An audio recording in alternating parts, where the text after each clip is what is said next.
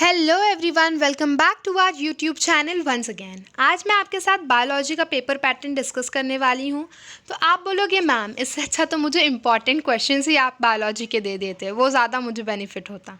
लेकिन बच्चा लोग, पेपर पैटर्न जो होता है ना, वो बहुत मेन इंपॉर्टेंट थिंग है आपको उसको समझना। जब तक आप पेपर पैटर्न नहीं समझेंगे तो अब तक आपको पता कैसे चलेगा कि एग्ज़ाम में कौन से क्वेश्चन का मार्क्स ज़्यादा है, ऑब्जेक्टिव ज़्यादा आ रहे हैं हमें या फिर लॉन्ग आंसर ज़्यादा आ रहे हैं। करेक्ट। तो अब देखते हैं कि कितना क्या है, उस हिसाब से आपको पढ़ना स्टार्ट करना है। तो आपका बायोलॉजी का पेपर जो होगा बोर्ड्स का, वो आपको 70 मार्क्स के लिए पूछा जाएगा। 70 मार्क्स का होगा और आपको 3 घंटे प्रोवाइड किए जाएंगे। ठीक है, आइए देखते हैं कि हमको क्या बताया। जनरल इंस्ट्रक्शंस मैं आपको साथ ही साथ एक्सप्लेन कर दूंगी।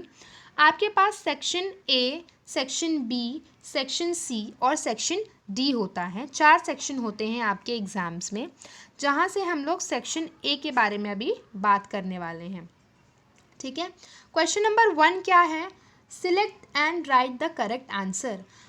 1 से 10 तक, 1 to 10 तक MCQ पूछा जाएगा 10 मार्क्स के लिए। ठीक है, कितने मार्क्स के लिए? 10 मार्क्स के लिए।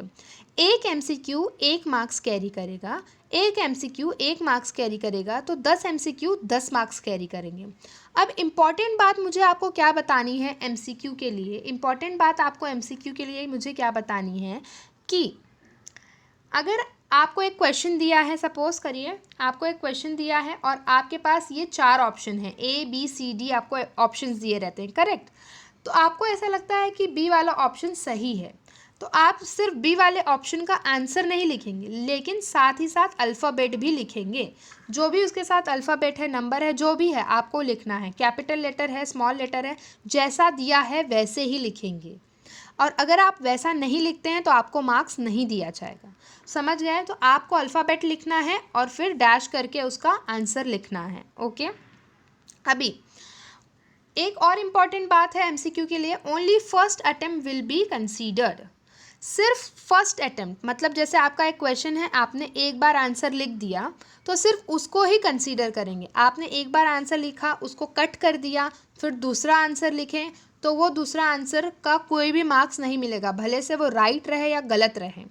राइट रहे या रॉन्ग रहे, आपको आंसर नहीं मिलेगा दूसरा आंसर का। जो पहली बार आपने लिखा है वो उसका ही आपको मार्क्स मिलेगा अगर राइट रहेगा तो। ठीक है, तो ये बात ध्यान में रखनी है कि आपको MCQ में कट पिट नहीं करना। अगर नहीं याद आ रहा तो आप उसको ध्यान में रखिए कि मेरा MCQ बचा है, मैं बाद में उसको अटेम्प्ट करूँगा या फिर करूँगी।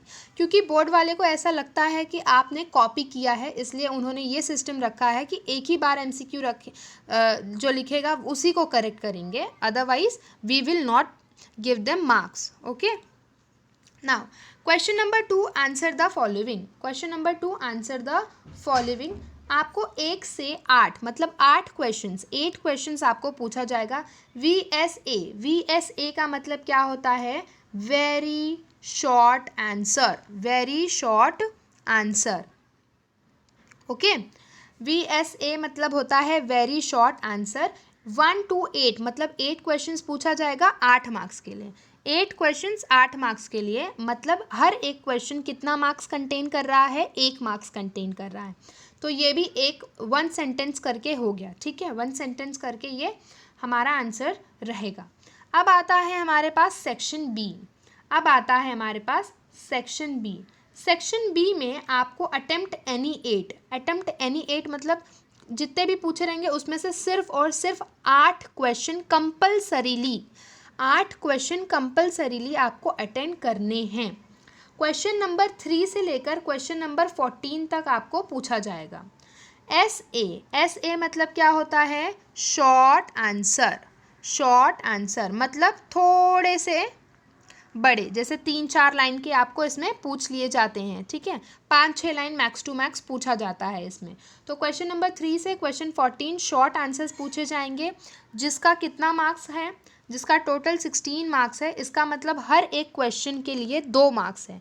Each question 2 marks, each question contains 2 marks. Okay, now come on section C. Section C में आपको क्या दिया है? क्वेश्चन नंबर 15 से लेकर क्वेश्चन नंबर 26 जो रहेगा वो सेक्शन सी के अंडर आएगा। ये भी शॉर्ट आंसर है, शॉर्ट आंसर नंबर 2। मतलब इसमें थोड़े से क्वेश्चन नंबर 3 के हिसाब से थोड़े से कंपैरेटिवली लॉन्गर क्वेश्चंस आएंगे, बिग क्वेश्चंस आएंगे। तो आपको इसमें भी कितना क्वेश्चन अटेम्प्ट करना है, एनी 8, मतलब 15 से 26 तक जितना क्वेश्चन होता है उसमें से सिर्फ और सिर्फ आपको कितने क्वेश्चन अटेम्प्ट करने हैं, तो 8 क्वेश्चन अटेम्प्ट करने हैं। और ये पूरा टोटल कितने मार्क्स का पूछा जाएगा आपको, ये पूरा टोटल आपको पूछा जाएगा 24 मार्क्स के लिए। इसका मतलब क्या है कि हर एक क्वेश्चन 3 मार्क्स कंटेन करेगा। 1 question will contain 3 marks, each question carries 3 marks. Okay, तो आपको ये बात ध्यान में रखनी है कि कम से कम 7-8 लाइन के या फिर फ्लो चार्ट हो गया या डायग्राम हो गया, ये सारी चीज़ें पूछ ली जाएगी। डायग्राम के बेसिस पर आपको क्या बोलते हैं एक्सप्लेनेशन करने बोल दिया जाएगा, या फिर जो भी वो क्वेश्चन दें, आपको कोई सिचुएशन दे दी जाएगी इस क्वेश्चन में। ऐसा इस क्वेश्चन में इस सेक्शन में ऐसा बहुत सारा केसेस दे देते हैं कि आप इस केस में क्या करोगे, इस केस में कौन सी एंटीबॉडी बनेगी या एंटीजन आएगा हमारे बॉडी में, वॉट एवर इट इज़, वो सब हम बाद में डिस्कस करेंगे, एक अलग सा सेशन लेंगे। ओके, अब आते हैं सेक्शन डी में। सेक्शन डी जो है हमारा लॉन्ग आंसर क्वेश्चन है। इसमें आपको सिर्फ 3 क्वेश्चन अटेम्प्ट करने हैं। क्वेश्चन नंबर 27 से क्वेश्चन 31 लॉन्ग आंसर आपको पूछा जाएगा। LA मतलब होता है लॉन्ग आंसर। क्वेश्चन 27 से क्वेश्चन नंबर 31 में से आपको 5 क्वेश्चन पूछ रहे हैं ना, 27 से 31 कितना हो गया, 5 क्वेश्चन हो गया। उसमें से 5 क्वेश्चन में से सिर्फ और सिर्फ आपको 3 क्वेश्चंस करने हैं अटेम्प्ट, सिर्फ 3 क्वेश्चन अटेम्प्ट करने हैं जो कि लॉन्ग आंसर होंगे। मतलब मैक्स टू मैक्स आपको हाफ पेज का आंसर दिया जाएगा, हाफ से भी थोड़ा सा ज़्यादा, क्योंकि बायोलॉजी में हमको लिखना ज़्यादा रहता है, ठीक है। या फिर आपको कुछ और दिया रहेगा, कोई डायग्राम के हिसाब से आपको एक्सप्लेनेशन, आधा डायग्राम दिया रहेगा और उसको एक्सप्लेन करो और लेबल करो, वैसा दिया जाएगा। 12 मार्क्स के लिए पूछा जाएगा। तो इसका मतलब क्या हुआ, हर एक क्वेश्चन कितना मार्क्स कंटेन करेगा, 4 marks. Each question section D में each question will contain 4 marks. Okay, तो ये हमारा बायोलॉजी का क्वेश्चन पेपर पैटर्न मैंने आपको बता दिया है। आई होप आपको अच्छे से समझ गया होगा। तो अगर आपको कोई भी डाउट है तो आप कमेंट सेक्शन में ज़रूर पूछिए, मैं ज़रूर रिप्लाई करूँगी। आगे के भी जो पेपर पैटर्न हैं वो आपके साथ डिस्कस किए जाएंगे, सो डोंट वरी।